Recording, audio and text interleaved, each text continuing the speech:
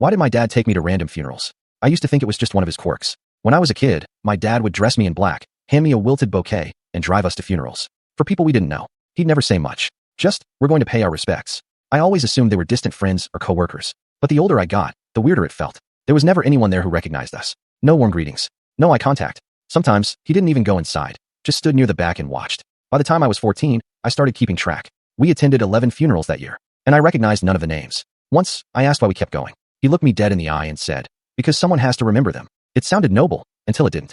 When I was 19, I went to college 2 states away and didn't talk to my dad much. He passed suddenly. Heart failure, they said. Cleaning out the house fell to me. That's when I found the box. In his closet. Labeled Only Witness. Inside were newspaper clippings, funeral pamphlets, photos, grainy ones, of the people we had paid our respects to. Most of them had a red X marked through their faces, and a small leather notebook. Page after page of names, dates, and short notes. Some said repaid. Others, collected. But one stood out. Claire, deliverance complete. Claire, my mom. She died when I was 6. Car accident. At least, that's what I was told. But there, tucked behind the note, was a photo. My mom, standing beside a man I didn't recognize, smiling. The photo was dated 2 years after she supposedly died. I couldn't breathe. I dug deeper. Every funeral we'd attended, those people weren't friends. They were connected to a group, a list my dad had been keeping. Some were tied to a foster agency, others to a research clinic, and a few had sealed court records. A web of strange symbols and initials kept popping up in his notebook. One of them was next to my name. A6, asset secured. Asset. The last thing in the box was a letter. Unsealed. Addressed to me. If you're reading this, then I'm gone. And you've found the truth. Or enough of it. Claire didn't die. She ran. Took you with her. But they found her.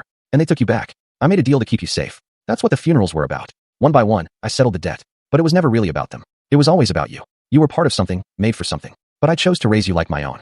They couldn't find you if they thought you were dead. So I buried your name in the silence. I'm sorry. I never cried harder in my life. Everything I believed, my childhood, my memories, my mother's death, it was all a smokescreen. A cover-up.